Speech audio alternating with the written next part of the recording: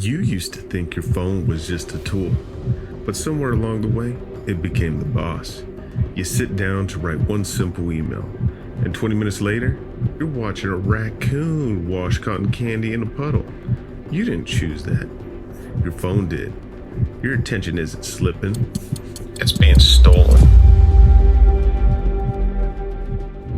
Let's think about the goals you've been trying to reach, the book you wanted to write, the business idea you wanted to explore, the healthier routine you promised yourself you'd start. Now, think about how many times your phone has interrupted you mid-moment, mid-thought, mid-dream. Studies show your ability to focus has been quietly eroding, not because you're unmotivated, because you're up against machines engineered to outsmart the human brain. Smartphone addiction isn't linked to reduced cognitive function, weaker sustained attention, compulsive checking behaviors.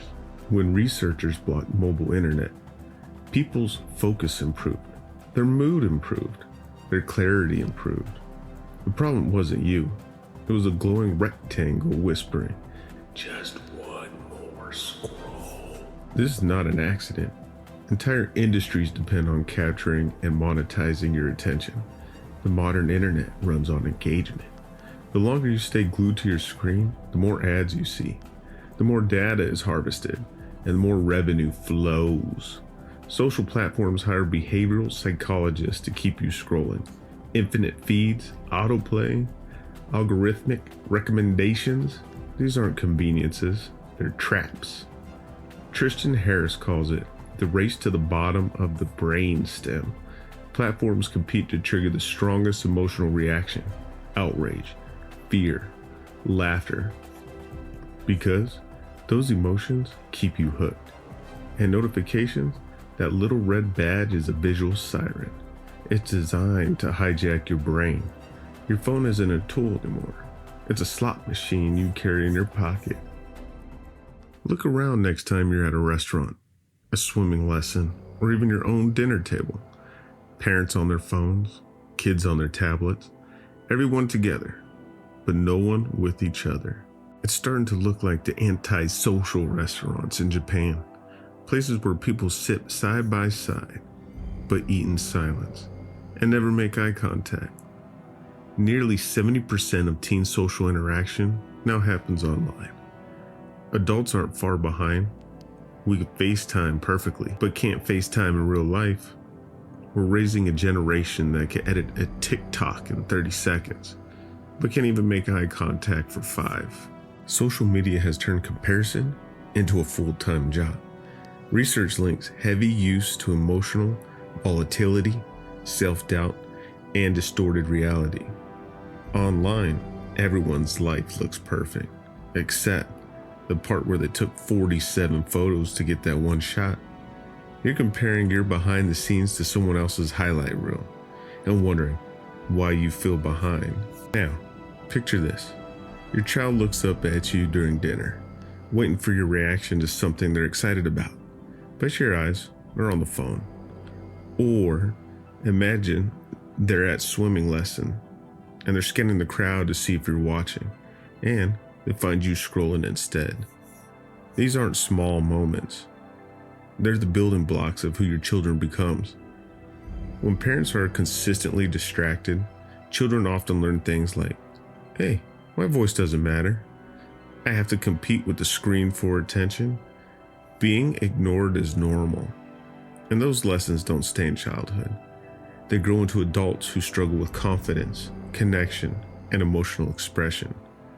Children who feel unseen may become quieter because they learn not to interrupt, more anxious because they never knew when attention would return, more approval seeking because they had to earn what should have been freely given, more screen dependent themselves because they model what they see. And here's the part that hits the hardest. Kids don't remember the day you bought them a toy. They remember the day you watched them jump in the pool and your face lit up like they were the only person in the world. Those are the moments that become lifelong memories. Or don't. Phones don't just steal your attention. They steal the moments your child will carry into adulthood. the moments that tell them who they are and what they're worth and how deeply they're loved. Your phone isn't just distracting you, it's pickpocketing your future and theirs. Look, you don't need to throw your phone into a lake. You just need to take back the steering wheel. Here are the micro habits that actually work. The 20-second rule. Once you go ahead and just put your phone to 20 seconds farther away than usual. The lock screen question. Add wallpaper that asks, what am I here for? The 1-minute reset. Before you scroll, breathe for 60 seconds. There's the app swap. Move social apps to a hidden folder. Put books and podcasts on your home screen. The no phone table. Meals become sacred. You could do the gray mode trick. Remove dopamine triggering colors. And then there's the 10 for 10 rule. Every 10 minutes of scrolling, do 10 push-ups, 10 breaths, or 10 pages of a book. And then the real alarm clock. Stop starting your day with the chaos. Small habits, big impact. And if you're a parent trying to reclaim your child's imagination from screens, here's something that helps. So you may be asking, why does a play day with Nydia the Golden Frog deserve a spot on your shelf? Well, her story centers around compassion, kindness, and forgiveness, and she teaches kids how to deal with conflict by using empathy. She deals with interpersonal challenges, and she models on how she works through them. So this story is perfect for the bedtime, classroom, or just anytime you need an emotional reset. So I hope you pick up your copy today. They come 2 ways, hardback, as well as paperback. So I hope you pick up your copy today.